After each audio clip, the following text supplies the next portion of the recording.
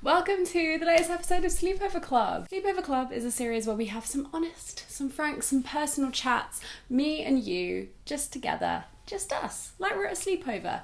Hence why I'm wearing pyjamas. I'm so sorry if the light changes in this video. It's been like this all week. England's having a heat wave and just stuff keeps the sun.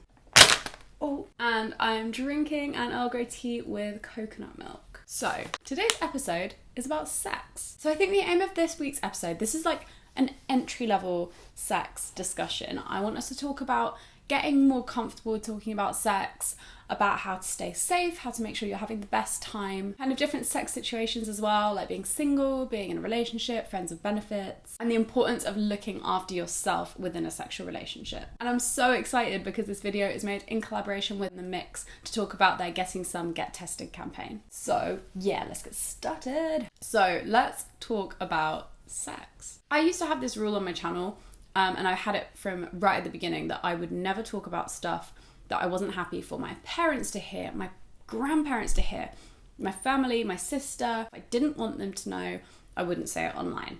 And that served me well for a little while. However, over time I've realised that's kind of silly because it's holding me back from talking about stuff that I really want to discuss online.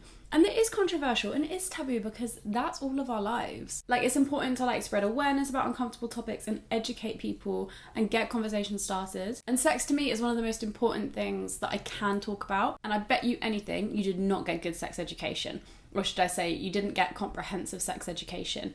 I know I didn't. I put condoms on many bananas, but as soon as I left school, I realised that's kind of fruitless, lol. Great pun. And even when we started book club and we were reading books about sex every single month, I still didn't know enough. Let's start from our first time. This is kind of like a mukbang. The first time you have sex, it's terrifying. I'm not gonna lie to you. I'm assuming maybe over half of the people that watch this video have had sex and maybe 30 to 40% haven't. Either way, this is a discussion between us both. It's educational and reminiscent. I remember being so worried before I'd had sex about what sex would be like. I would lie in bed and I would worry about being good enough. And I mean that in both senses. I mean that whether I'd be sexually good at sex, or if I was even good enough to have sex with in terms of my appearance. I definitely wrote a lot of poetry about it. But if you haven't had sex yet, let me burst your bubble. This is a spoiler alert. Good sex. Nothing to do with the way you look, nothing to do with performing like a porn star. It's not about sexy dancing in nightclubs or practicing oral sex on bananas. It is about feeling comfortable and feeling safe. If you make sure you're comfortable and you make sure you're being safe, you'll more than likely have good sex, if not great sex. So for 15-year-old Lucy sitting up and worrying all about sex and whether she'd be good at it, stop worrying. You're gonna be fine. So when I was growing up, I was terminally single. I was single until I was 20 years old, and that involves I didn't even see anyone. I didn't even really date people. I just kind of did my own thing, hung out with boys at parties, and that was kind of it. Casual sex is an important part of being single, and casual sex is fine. There's no point in shaming it. There's no point in stigmatizing it. I know my mum will watch this and be like, Lucy, don't encourage people, but I'm serious. It's absolutely fine. I hate the idea that someone has a number hanging over their head. It's just ridiculous. But it's important to remember that if you're doing it, probably a lot of other people are doing it as well, which means that if you have a womb, you could get pregnant and anyone could catch an STI. These are risks that you take when you're embarking on casual sex, and that's fine. Just make sure you're safe. I really, really wish more people had taken this seriously when I was growing up. And even now, actually, I have friends that get in friends with benefits situations and then they stop using protection after a little while because they start to trust them. Bam, STI. So if you're having sex involving a penis, condoms are very good. They are your best friend, but things go wrong. Condoms just can't always protect you. So here are some cold, hard facts for you about STIs. Young people aged 15 to 24 experience the highest diagnosis rates for STIs in the UK. And in the UK, women are more likely to be diagnosed with an STI than their male counterparts. This will mess with me. 70% of women who have chlamydia will show no obvious signs or symptoms. No obvious signs or symptoms. You won't even know you've got it unless you go and get tested. And I know a lot of you know this, but you can contract STIs through oral, anal, and vaginal sex. The best thing you can do, and I do this myself, I've done it for years, is get an STI check every time you have a new partner, And then on top of that, just get one every year in general, even if you're in a relationship. For me, it's all about making my health a priority for myself. And good sexual health is such an important part about having a healthy sex life. It's so easy to get tested, and it just stops you worrying about symptoms and whether you're passing anything on when you're having sex. So for someone like me who just gets so anxious, it just takes that whole worry away. This is all part of the Mixes campaign to get people getting tested.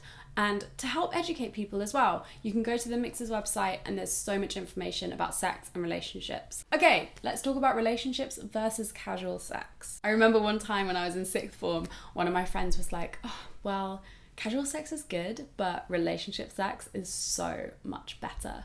And I remember thinking, how do I experience this magical relationship sex? She made it sound like it was like ethereal. I just thought, wow, it must be incredible. Nowadays I'm more of the mindset that sex is what you make it. You know, sometimes you meet someone and you click and it's like, this is great. But a lot of the time when you first meet someone, sex is just like, all right for the first 4 or 5 times. And it's the same in relationships as well. Like, you're not dating someone because of the incredible sex. You're dating someone because you love them or you really, really like them. You want to get to know them better. You think they're wonderful as a person, and the sex is kind of like a nice addition. And you can learn how to have better sex with a person. So you can have so many types of relationship sex and casual sex. I really do think it just depends on how much work you both put in, how comfortable you both feel, and just in general, like how well you click as people. I always work by the rule that the first 4 or 5 times you have sex with a new partner, it's gonna be fine. It's not gonna be mind-blowing. It's just gonna be okay. But get to the 5th time. And in general, I think if someone's easier to communicate with, you're probably gonna have better sex. And leading on from that, something that I always worried about when I was younger especially was when I was having sex, or like about having sex, I was like, am I normal? Like, I wondered if my genitals looked like everyone else's genitals. I wondered if what I was doing and what I was into and what I was attracted to was like normal for the average person. In hindsight, isn't that weird? Because really, no one's normal when it comes to sex. Everyone's got different kinks, everyone's into different things, everyone's into different orientations. And that's what makes sex normal, which means as well that everyone's experience of sex is different. So there's no point comparing something your ex did with someone else, because that's what they were into and you might be into completely different stuff. I remember I just couldn't believe there wasn't an authority on like sexual pleasure, like a guide that could tell me like what to do to get someone to enjoy sex like 78% more. Past Lucy, I'll save you time looking.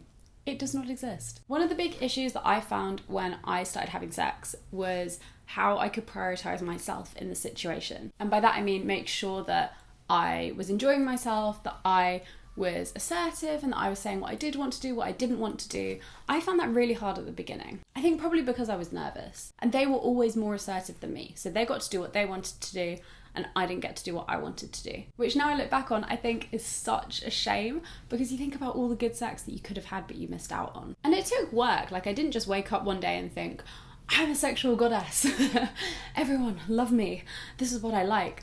I had to work really hard on getting to a point where I could talk to people. Like, I kind of eased myself into being confident and being assertive. It didn't just appear magically, but it was such an important step in my sexual development. As soon as I'd done that, and as soon as I felt like I was kind of over that mental hurdle, I was able to have so much better sex. And I'm not always like that, you know? Like, I still have days where I'm not that confident and I'm not feeling really like assertive, and you know, you have those days, and then you have days where you're feeling like the goddess and you feel incredible, you feel so good, you're ready. It's not like I'm in a constant state now of empowered women. That's not it. But now I'm just more confident in myself and I'm more in tune with myself, and I think overall that impacts my sex life in a really positive way. Also, prioritizing myself did involve prioritizing my health, and it did mean I started getting STI checks. Also worth mentioning, whilst I did go with people for the first couple of times, I went by myself. I still go by myself. I think there's nothing more emancipating than putting